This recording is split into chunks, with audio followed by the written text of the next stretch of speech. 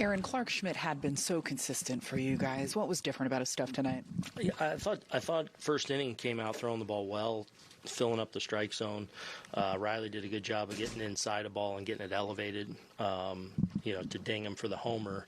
But I thought in that first inning he was good, and then the second inning, just especially at the bottom of their order, where we kind of struggled with all night, he just and had some count leverage and just couldn't put it away. He's probably a pitch away from getting out of that inning unscathed, and they just put together some good at-bats against him. And then, I think he probably really started to tire there in the third. With what's going on in your rotation right now, him not being able to get out of that third inning, just how much does that put you guys behind the eight ball there with your bullpen? Yeah, obviously tough. Hamilton and Abreu came in and were huge for us.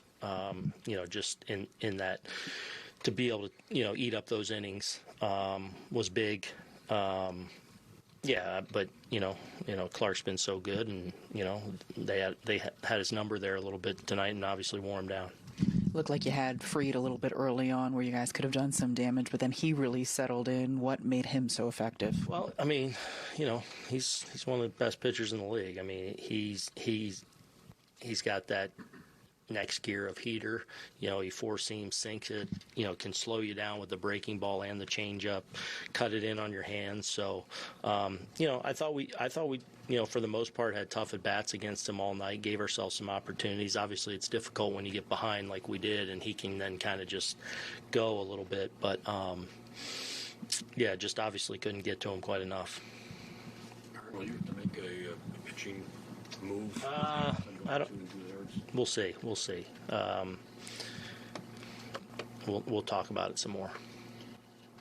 Aaron, when you watch your team play, that team, what's the most significant difference that you see in the two clubs? Yeah, look, right now they're the class of the league.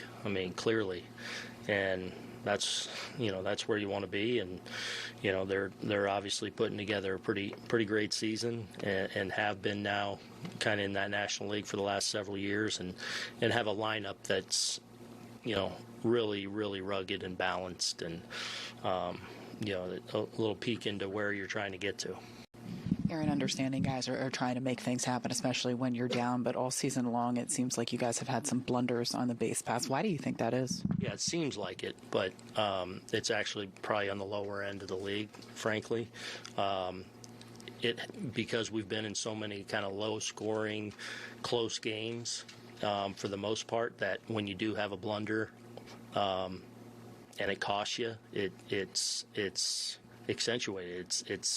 It's extra. So again, you got to strike that balance too between sitting on your hands, not being aggressive, playing scared, and sometimes you get caught. And I think in the last couple of weeks we've had a couple where plays that are you can't have, obviously, and you just gotta address them and learn from them and get better. Stand on me. Yeah. You talked before the game about the mindset that this team has to have day to day. Mm-hmm. Do you want to see more emotion from your guys in the dugout, or more life from them? No, that's no. Everyone's different. I used to throw my helmet. Some guys throw their helmet. Doesn't mean they care more than the guy that goes and sets his helmet down and is a pro. It's the care factor in that room is where it needs to be. And obviously, it's been a tough stretch, and we've been wearing it lately. But I know we're ready to compete every day, and that's the only thing you can control. And somebody throwing their helmet or getting angry or fake emotion, being somebody they're not, that can be misleading too. Everyone's a little bit different and internalizes things or expresses things in different ways. I want them to be intense in their mind and their focus and their preparation and in the way they're competing, and I do feel like that's happening.